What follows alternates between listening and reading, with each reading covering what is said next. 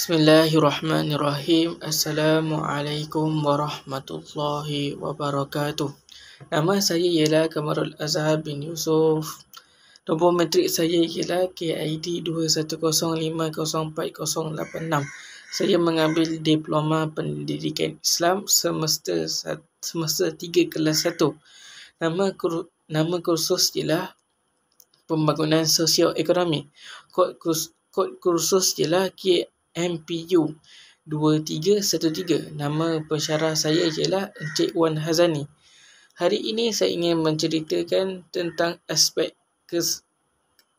Pada hari ini saya ingin menceritakan tentang aspek kemasyarakatan. Yang pertama ialah sekelompok manusia yang berkaitan antara satu sama lain melalui hubungan yang berterusan, atau kelompok sosial yang besar yang berkongsi wilayah yang sama, tertakluk kepada pihak berkuasa dan budaya yang sama. Yang kedua ialah masyarakat merupakan istilah yang digunakan untuk menerangkan kelompok sebilangan manusia yang tinggal bersama-sama dan saling berinteraksi sesama mereka. Boleh juga dikatakan masyarakat itu merupakan jaringan perhubungan antara pelbagai individu. Dari segi pelaksanaan, ia bermaksud sesuatu yang dibuat atau tidak dibuat oleh kumpulan orang itu. Ia merupakan subjek utama dalam pengajian sains sosial.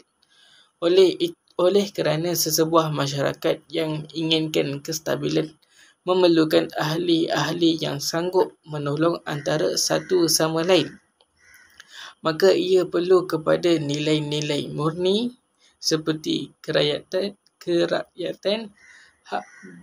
hak dan etika. Ini merupakan perkara asas untuk mencapai keadilan. Jika nilai-nilai ini gagal dipatuhi, orang akan mengatakan sesebuah masyarakat tersebut sebagai tidak adil dan musibah akan berlaku. Walaupun setiap masyarakat itu berbeza, namun cara ia musnah adalah selalunya sama: penipuan, pencurian, keganasan, peperangan dan juga kadangkala penghapusan etika jika perasaan membenci terhadap kaum anggota kelompok itu timbul. Masyarakat yang baru akan muncul daripada sesiapa yang masih bersama ataupun daripada sesiapa yang tinggal. Masyarakat orang Islam adalah tunggak utama dalam pemerintah perundangan kehidupan bermasyarakat di negara Malaysia. Malah Islam juga perlu diletakkan sebagai pemerintah yang tertinggi di dalam setiap pemerintah negara yang ada, kerana Islam adalah kunci kepada kesejahteraan seluruh umat manusia di muka bumi. Kerana Islam adalah agama kedamaian yang membawa kesepakatan, yang membawa berkat dalam menyatu padukan manusia yang terdiri dari pelbagai kaum dan agama bagi mencapai hidup yang penuh keharmonian. Saling hormat menghormati bagi mencapai kedamaian dan memelihara seluruh kehidupan yang ada di bumi, iaitu pegangan manusia kepada agama Islam adalah satu-satunya panduan kehidupan yang menjaga seluruh aspek hak asasi manusia dalam menjaga hubungan sesama manusia. Islam juga adalah petunjuk bagi jaminan impian jagat raya kepada kesejahteraan yang meletakkan garis panduan membina masyarakat berilmu dan berakhlak mulia dalam mencapai kebahagiaan berkeluarga. Pendidikan dan sosial bekerja dan berjaya juga seluruh bangsa bagi mencapai misi dan visi melahirkan generasi berakhlak tinggi dan mulia bagi membendung gejala sosial dan keseimbangan kehidupan yang diimpikan oleh setiap manusia. Dalam pemerintah Islam tiada paksaan pada mereka yang beragama lain kerana Islam sangat menghormati pegangan dan kebudayaan kaum-kaum dari pelbagai agama. Sambungannya pula ialah konsep masyarakat itu berlaku atas sebab manusia secara fitrah hidup secara berkumpulan dan manusia memahami hakikat kehidupan memerlukan hidup bermasyarakat demi kelangsungan hidup. Ciri-ciri utama masyarakat ialah berkelompok. Yang kedua, berbudaya. Yang ketiga, mengalami perubahan. Yang keempat, berinteraksi dalaman dan dengan pihak luar. Yang kelima, mempunyai kepimpinan. Yang keenam, mempunyai aturan sosialnya.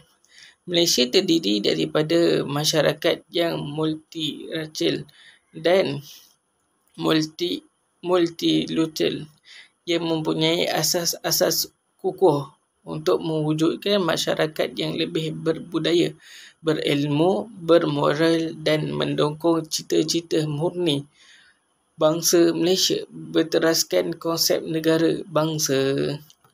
Melalui konsep negara bangsa ini, semua masyarakat mendukung satu bangsa dan satu negara yang tegak di atas satu identiti negara yang sama dimanifestasikan oleh pemikiran, nilai-nilai sosio budaya, lambang-lambang dan sentiasa berpegang kepada jiwa kemanusiaan dan kerohanian yang tinggi. Bangsa yang bertamadun mempunyai identiti peradaban yang tersendiri. Seterusnya ialah kumpulan etnik. Manakala menurut Kamaruddin Jaafar, masyarakat majmuk bermaksud kaum bercampur tetapi kehidupan bersaingan. Interaksi terbatas, penuh prasangka serta bersama tetapi tidak bersatu. Terdapat lebih 80 kaum di seluruh Malaysia. Daripada keseluruhan bangsa tersebut terdiri daripada bangsa yang paling utama ialah bangsa Melayu. Yang kedua, bangsa Cina. Yang ketiga, bangsa India. Rukun negara seterusnya ialah rukun negara bagi negara Malaysia ialah rukun negara telah diisytiharkan pada 31 Ogos tahun 1970 sempena ulang tahun kemerdekaan yang di-Pertuan Agong Almarhum Tunku Ismail Nasiruddin Shah Ibni Almarhum Sultan Zainal Abidin yang di-Pertuan Agong. Rukun negara dibentuk dengan tujuan utama iaitu membentuk perpaduan yang kukuh. Prinsip-prinsip yang terkandung dalam rukun negara jelas merupakan kunci kepada keharmonian dan perpaduan kaum demi kejayaan dan kestabilan Malaysia. Yang pertama ialah rukun negara terbahagi kepada dua bahagian iaitu bahagian pertama dan bahagian yang kedua. Bahagian pertama ialah menggaris objektif masyarakat Malaysia yang mahu dibentuk mencapai perpaduan yang lebih erat dalam kalangan seluruh masyarakat. Yang kedua pula ialah memelihara satu cara hidup demokratik. Bahagian kedua pula ialah menggariskan 5 prinsip rukun negara iaitu yang pertama ialah kepercayaan kepada Tuhan, kesetiaan kepada raja dan negara, keluhuran perlembagaan, kedaulatan undang-undang, kesopanan dan kesusilaan.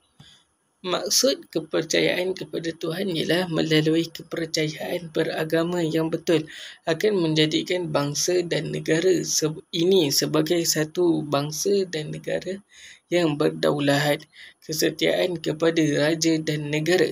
Kesetiaan kepada raja dan negara bermaksud bahawa setiap warga negara hendaklah menumpukan sepenuh taat setia, jujur dan ikhlas kepada Sri Paduka Baginda yang di-Pertuan Agong.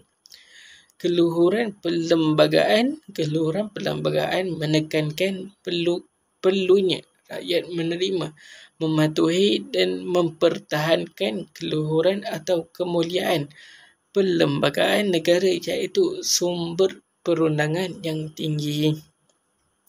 Kedaulatan undang-undang, setiap negara memerlukan undang-undang untuk mengawal dan mewujudkan satu masyarakat yang aman, stabil dan makmur. Yang akhir sekali ialah kesopanan dan kesusilaan. Tujuannya adalah untuk membentuk warga negara yang bersopan santun dan bersusila selaras dengan kempen budi bahasa dan nilai murni yang dijalankan sekarang. Kesimpulan, hierarki dalam masyarakat Melayu tradisional adalah untuk membezakan kedudukan golongan pemerintah dan golongan yang diperintah, untuk membezakan kedudukan dan penghormatan. Yang kedua ialah dapat menentukan tugas dan tanggungjawab masing-masing. Yang ketiga, namun begitu, susun lapis ini mengalami perubahan selepas kedatangan campur tangan British. Okey, itu saja daripada saya. Wabillahi taufiq wal hidayah. Assalamualaikum warahmatullahi wabarakatuh. Terima kasih.